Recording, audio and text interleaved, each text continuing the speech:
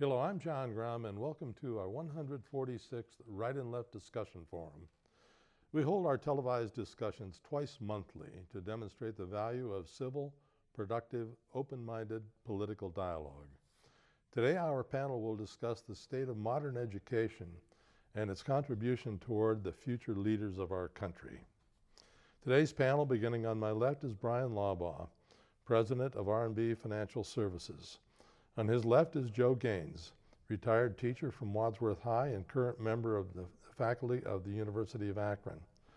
On his left is Patty Haskins, retired math teacher from Wadsworth High and current member of the Wadsworth City Council. And on her left is Dr. Ronald Chamberlin, retired senior research chemist, musician, and all-around Renaissance man. Bryan, there's been a lot of discussion in recent times about changes in our educational system that places an emphasis on protecting the feelings of students and downplaying things like hard work, discipline, and competition. What are your thoughts? Well, I really think as I looked at the topic that we're misplacing the responsibility of teaching and instilling in our students some of these very core characteristics of self-respect, self-esteem. I don't believe it's the school's primary responsibility to do that. I think it's a parenting issue. I think we have a problem today in the way our kids are being raised.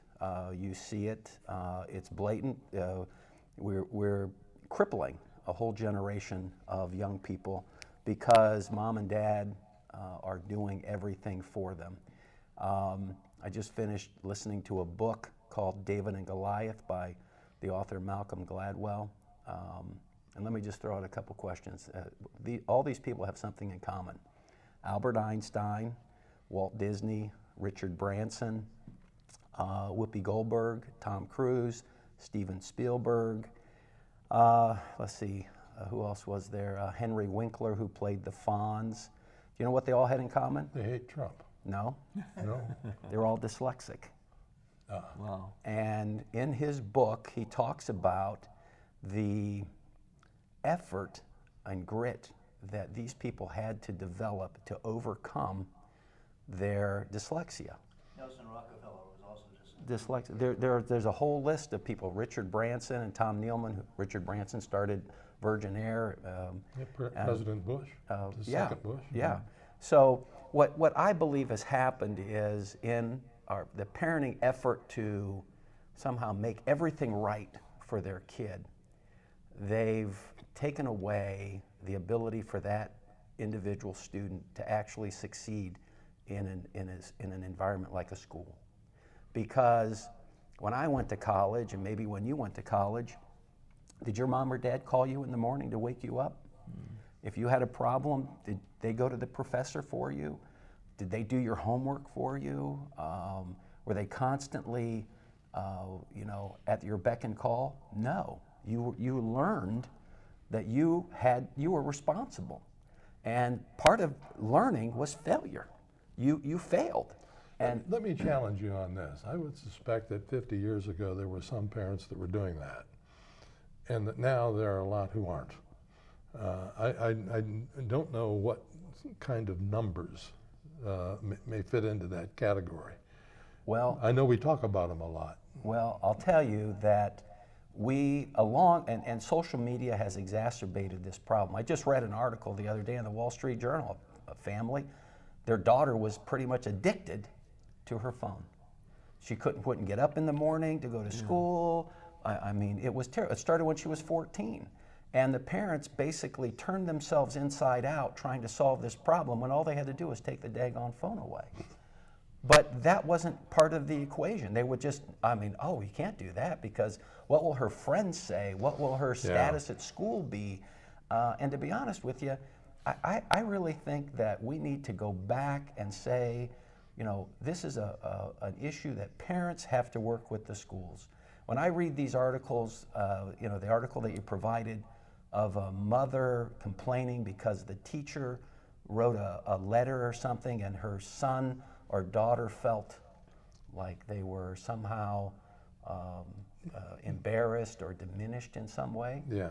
I can't tell you how many times I felt embarrassed at school when the teacher called on me and I didn't know the answer. And it would never cross my mind to go home and complain to my parents, because I'll tell you what, that teacher was 99% of the time right.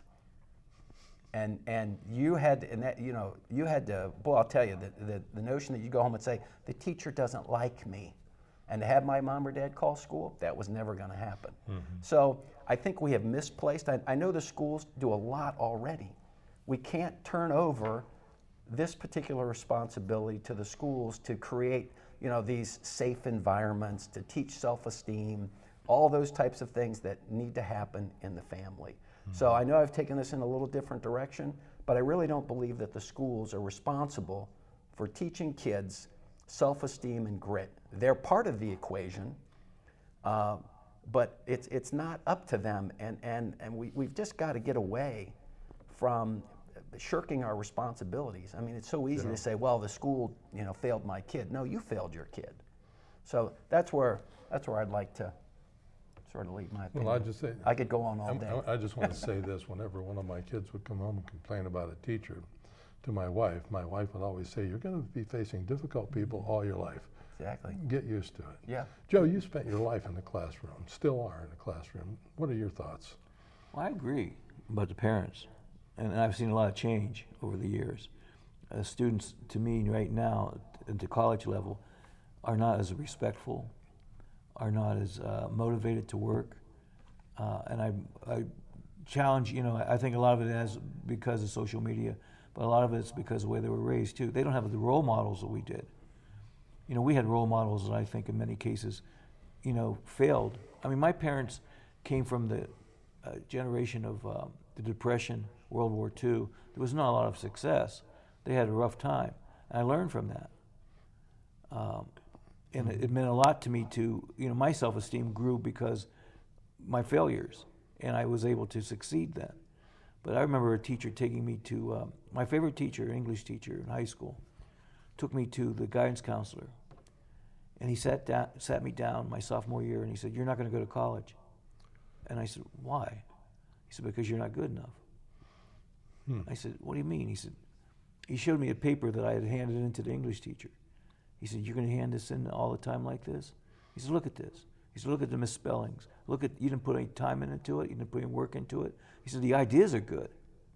It's creative." That would get you an A now. Well, but that scared me. It scared me to the point that even though I was mad at the teacher, I was more mad at myself because I realized I had control. Gotcha. And I wasn't using that control. But I don't know. I think we need to give every student an opportunity. As a teacher, has there been pressure on you over the years to make things easier on the students? Not really. I don't think so. How about paying special attention to their feelings? Has that been something that you've been pressured to do? Not pressured. I think there's been Encouraged. an attitude, encouraged in the attitude of society to be more interested in people's feelings and so on, you know. And I understand that. But at the same point, I think you can learn a lot from failure just as well as you do success. I mean, I've had more problems with students lately in the college level than I ever did in high school. In what way? Just how their attitude, not turning in papers, not doing homework. You can't read their names. I told a student, I said, "I can't, who is this?" She said, "Well, there's my name." I said, you have 8 letters in your name, and there's like 3 right here. I said, "I don't know who this is." She said, "Well, that's your problem." I said, "No, it's not." And she said it like that too. I took her to the office in college level, and we discussed a few things and changed her attitude. And the dean said to you, what? That was right. Well, good for the dean. She was, you know, she is a good dean or department head, but I'm encouraged to know the feelings of students, but it's not necessarily encouraged by the department. But it's not your responsibility to make sure they feel good about themselves. No. Well, they should feel good about themselves if they do their work. Yeah. I mean, think about that. I mean, there's a part here about embarrassment and so on, and achievement. If a student's handing in all of his assignments, doing the work, and is getting an A, he should feel good about himself. Yeah, yeah. Patty, you were in the classroom for, what, 112 years or something like that? 15, Yes, 115. What are your thoughts? You know, one of the interesting things when I remember There's no volume. taking post-bac courses, and one of the things that they told us was to never tell a student they were wrong. So, you know, if I'm they, sorry, when was this? oh, this would have been back in the 70s. Really? Yeah, yeah. You never tell a student they're wrong, because that's going to hurt their emotions and hurt how they feel, and you have to come up with a way to, you know, answer them. Well, you know, that would be correct, but let's move on. I taught math, for goodness sakes.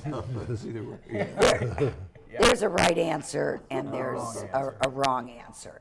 And I don't think it's wrong, and I never prevented, you know, said to a student, no, that's right, but you know, if it's wrong, it's wrong, and they have to learn that.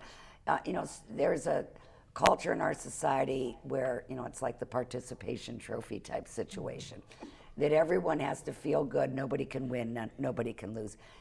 That's not real life, because in real life, if you want a job, they're not going to say, I don't want to turn you down, so we'll let you do something. No, you're either going to get the job or you're not going to get the job. And that is really, really quite prevalent with that, where that is concerned. It always, you know, bothered me that we had to assume that every student was going to get an A. They're not going to get an A. Not every student can get an A. Not every student deserves an A. Not every student worked for it. But a student, when they don't get that, will learn by that loss. I mean, I'm in politics now. When real life is when I run for office, I either win the election or I don't. There's no halfway And you win it by point. getting the most votes. And you win it by getting the most votes. The first 2 times I ran, I lost. The first time by 6 votes, and I forget the second time. Joe's been in those situations. And you learn from that, okay, this is what I did wrong, this is what I need to do, and then you run again, and you try to win that election. If you've always been taught that just by going out there and giving it the old college try, that you're going to win, it's not going to work well. We had a lot of awards that are given out in schools, and people are afraid to honor those that have worked hard and earned recognition, because it's going to hurt those that didn't make the cut. I mean, why? Why should people not be praised? There was a recent case where they were, I think it was valedictorian, they weren't going to do because... Oh, down near Cincinnati someplace. Right. In this area, too, there's talk about getting rid of You know, which is salutatorians. ridiculous. Why can't they have that honor? I know that I was in charge of Honor Society for about 25 years, and we would do the recognition during the day, and the kids' names were called off, and all the juniors and seniors were present, and I was told that was, you know, by some that they didn't like that because it was unfair to those who didn't make it, that they would feel bad because they didn't make it. You know, what's wrong with learning that, okay, I didn't make it, but I'm going to be happy for a friend that did? Yeah. That's the kind of thing that I was thinking about when we selected this topic, that the real world does have winners and losers. Exactly.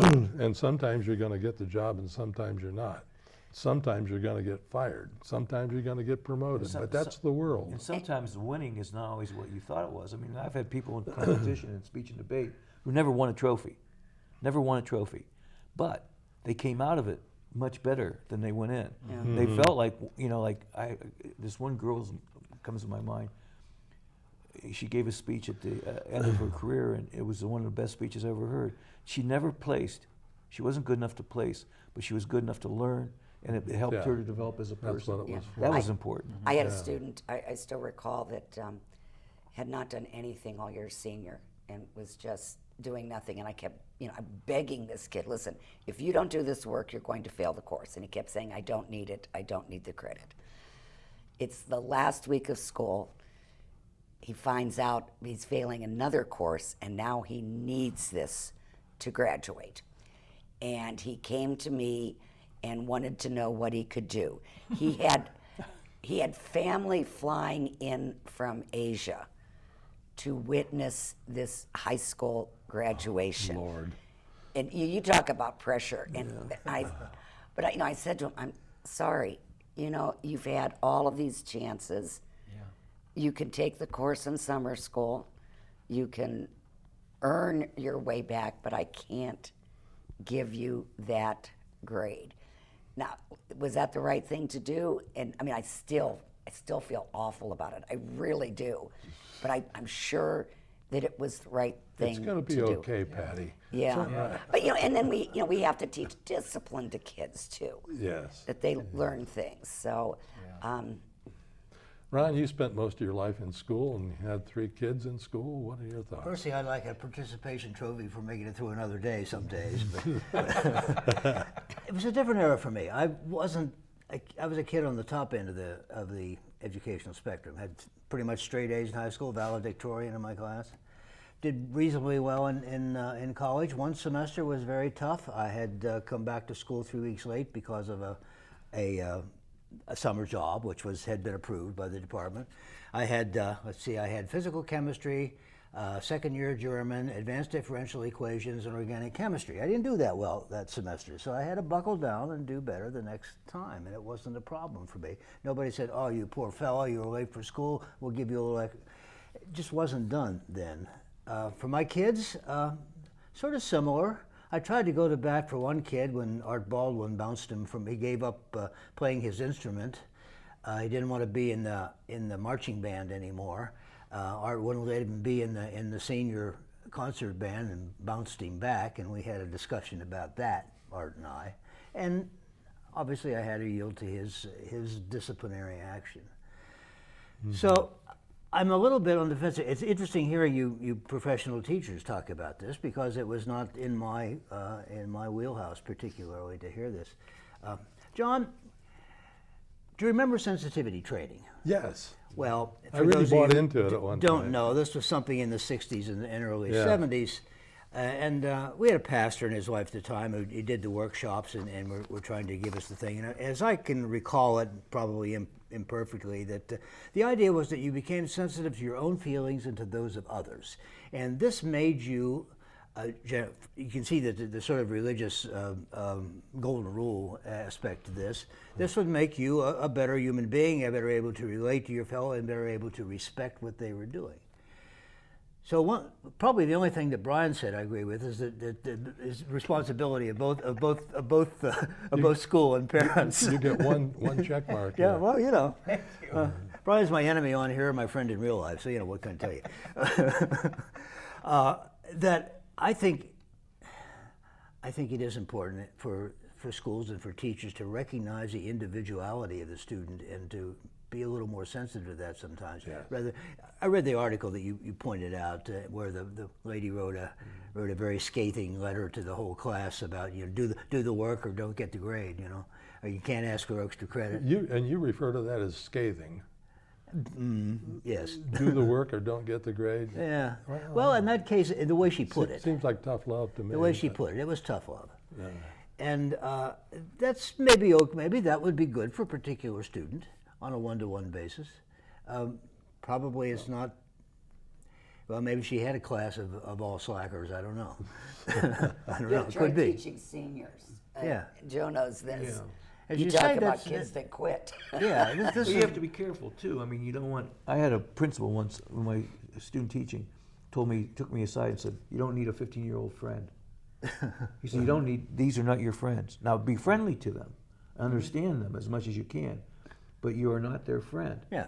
And in many cases, I think that becomes a problem in that we identify too much, trying to be too nice to them, to be like them, or them to be like us. And parenting is a similar problem, I think. The interest washed over into parenting. Yes. Because parents want to be their kid's friend. And I would tell my kids, I'm your father. I'm more than your friend. I'm the one that's going to bail you out if there's a real problem. I'm the one that provides for you, but I'm not your friend. Yeah. Because friends have a tendency to sort of all go to the lowest common denominator. Or equals. You know, if you All talk are to equals. if you talk to graduates and they go to college, and Joe and I, I'm sure, and have heard from many over the years, the teachers that they admire the most, the ones they respect the most, are the ones that made them work Yeah. for the grade that they got, that Yeah. actually taught them something, Yeah. not the fun guy. Yeah. You know, so it's important that we teach them the valuable lessons of winning and losing. It's important that we teach them. You know, you had mentioned to me about using a calculator. I always thought, you know, when I taught math, I wasn't there to make it the easiest thing in the world. I wanted them to learn. I wanted them to learn the best way to do particular operations, but I wanted to teach them to use their brain and exercise their brain. We have gotten to the point with the calculator that, honest to gosh, if you ask a kid what 6 + 8 is, they will pull a calculator out and type it up. That's not learning discipline. That's not training yourself and working hard. And there's all kinds of reasons why you shouldn't do that early on anyway. But One thing that I'd like to add to this too is that different educational systems provide different outcomes, obviously. We listened to a German exchange student at Rotary, and in his school, if you don't pass the final exam, it's the be-all, end-all, you don't go to university, period. you don't go to high school unless you are You know, in Germany. Well, they have high school. He has a high school he goes to. They have different And this levels. particular year that he's here doesn't count. So he has to do extra work, but he has to prepare for what would be considered a college entrance exam. And if you don't pass it, it's not like, well, you know, my dad's going to donate a couple $1 million and I'm going to get in, or I'm going to go into the back door. You're put on a totally different track. Or join the rowing team. Or join the rowing team, or go into the military, or something like that. And so, unfortunately, we've taken down some of these, and obviously I'm all for sensitivity, but we've created a new class of feeling. It's like anxiety. You don't want anybody to be anxious.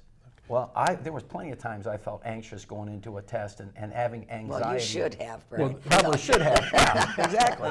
But we've taken that all out of the equation. The question I'd like you all to chime in on is whether or not the system that Bryan is talking about in Germany, or the system that we have now, which pays more attention to self-esteem and feeling, which system produces the best leaders? Well, it's different, and I don't think that, if you went to Wadsworth High School, I know when we were there, those teachers weren't, they were doing a happy medium, I think. They understood that some kids are in tough situations, and you have to consider that in dealing with them. You don't have to be so hard-nosed that you can't recognize that some kids have problems, but you also have to teach discipline, and you have to teach material, and not be their buddy. We also have a system here in the United States where we have public education for everyone. In Germany, not everyone is educated. Yeah. So it's very difficult to compare the two systems. Yes.